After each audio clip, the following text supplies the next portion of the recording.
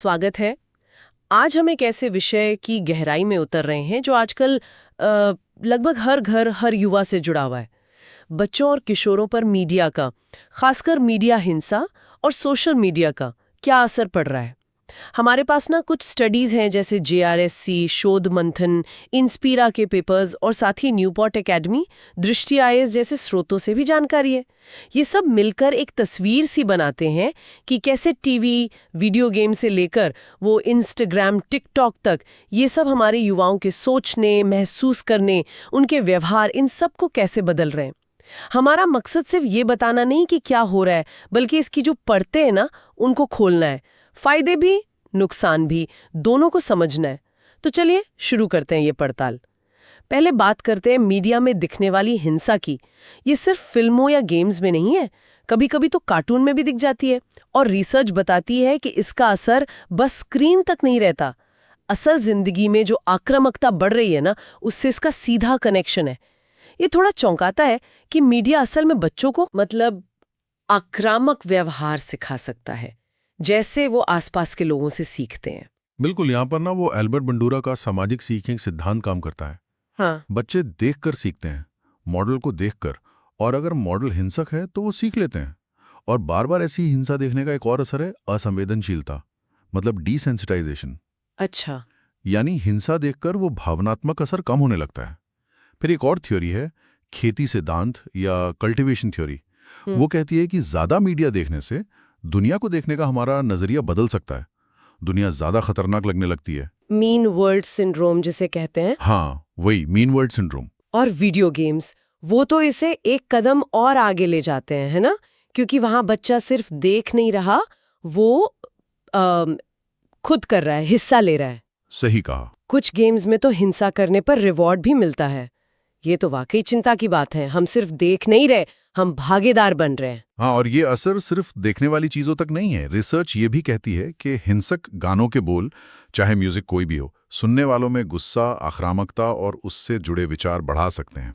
भारत में इस पर शायद उतनी स्टडीज ना हो, लेकिन बाहर की स्टडीज एक पैटर्न तो दिखाती हैं। मीडिया हिंसा से जुड़ाव वो आक्रामकता बढ़ाता है, सहानुभूति घटाता है और असली हिंसा के प्रति असंवेदनशील बनाता है। हिंसा तो एक पहलू हुआ, पर आजकल युवाओं की दुनिया में शायद सोशल मीडिया का दखल और भी गहरा है। हाँ, इसके फायदे भी हैं, ऐसा नहीं है। जैसे दोस्तों से, परिवार से जुड़े रहना, सपोर्ट ग्रुप्स ढूंढना, खासकर जैसे LGBTQ+ युवाओं के लिए ऑनलाइन समुदाय मिलना, हाँ बिल्कुल। अपनी क्रिएटिविटी दिखाना या कोई जानकारी हासिल करना, ये सब तो है। जी, लेकिन सिक्के का दूसरा पहलू वो काफी गंभीर है। कई स्टडीज हैं जो बताती हैं कि सोशल मीडिया पर बहुत ज्यादा टाइम बिताना, मतलब मान लीजिए दिन में 3 या 4 घंटे से ज्यादा, वो डिप्रेशन, एंग्जाइटी, अकेलेपन, यहाँ तक कि आत्महत्या के विचारों के बढ़ते रिस्क से जुड़ा है। इंस्पिरा की स्टडी में भी यही बात आई कि जो किशोर 4 से 6 घंटे सोशल मीडिया पर थे, उनमें तनाव ज्यादा था, आत्मविश्वास कम था। और वो जो तुलना और निराशा वाली बात होती है कि दूसरों की एकदम परफेक्ट दिखने वाली ऑनलाइन लाइफ देखी और अपनी जिंदगी फीकी लगने लगी, बॉडी इमेज पर तो इसका बहुत ही नेगेटिव असर देखा गया है। हाँ, वो फिल्टर्ड तस्वीरों से तुलना करना। क्या ये सब पर एक जैसा असर डालता है? मतलब क्या कुछ खास तरह का कंटेंट ज्यादा खतरनाक होता है? ये अच्छा सवाल है। असर तो देखिए हर किसी पर अलग होता है, पर पैटर्न तो साफ है। और ये सिर्फ दिमाग का मामला नहीं है, शारीरिक स्वास्थ्य पर भी असर है। लखनऊ PGI की कार्डियोलॉजी विभाग ने एक स्टडी की। वो बताते हैं कि मोबाइल की लत से युवाओं में कम उम्र में ही दिल की बीमारियां, ब्लड प्रेशर जैसी दिक्कतें बढ़ रही हैं। अरे बाप रे! नींद की कमी, फिजिकल एक्टिविटी कम होना, वो तो है ही। और इसकी जो लत लगने वाली प्रकृति है ना, वो डोपामिन रिलीज और इंटरमिटेंट वेरिएबल रिवॉर्ड्स पर आधारित है। मतलब जैसे स्लॉट मशीन काम करती है, कभी इनाम मिलता है, कभी नहीं। और यही अनिश्चितता हमें खींचती है कि बार बार ऐप चेक करें। अच्छा। और ये दिमाग को दूसरी तरह की लतों के लिए भी तैयार कर सकता है। तो फिर सवाल ये है कि करें क्या? दिलचस्प बात यह है कि इंटरनेट मैटर्स की एक रिसर्च बताती है कि किशोर खुद चाहते हैं कि उनके पास स्क्रीन टाइम कंट्रोल करने के बेहतर तरीके हों, जैसे उन्हें पता चले कि वो कितना टाइम बिता रहे हैं और वो लिमिट सेट कर सकें। यहीं पर पेरेंट्स की, टीचर्स की, समाज की भूमिका आती है। डिजिटल साक्षरता बहुत जरूरी है।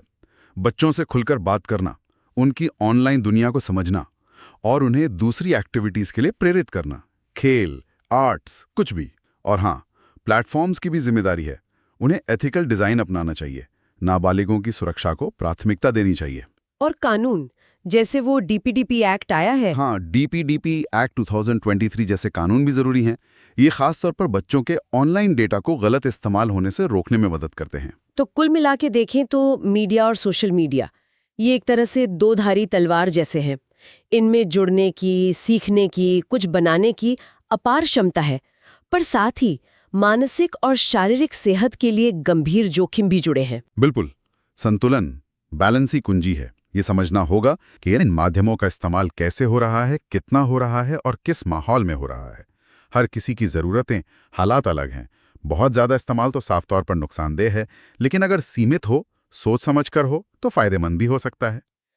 यहाँ एक सवाल मेरे मन में आ रहा है कि जब ये टेक्नोलॉजी हमारी जिंदगी में इतनी ज्यादा घुस चुकी है और उनका डिजाइन ही ऐसा है कि वो हमें बांधे रखें, जिसे प्रेरक डिजाइन कहते हैं, तो हम सिर्फ पाबंदियों से आगे कैसे बढ़ें? मतलब सचेत और सार्थक उपयोग को असल में कैसे बढ़ावा दें? ये सोचने वाली बात है। इस गहरी पड़ताल में हमारे साथ शामिल होने के लिए धन्यवाद। चैनल को सब्सक्राइब करें और इसे शेयर भी करें।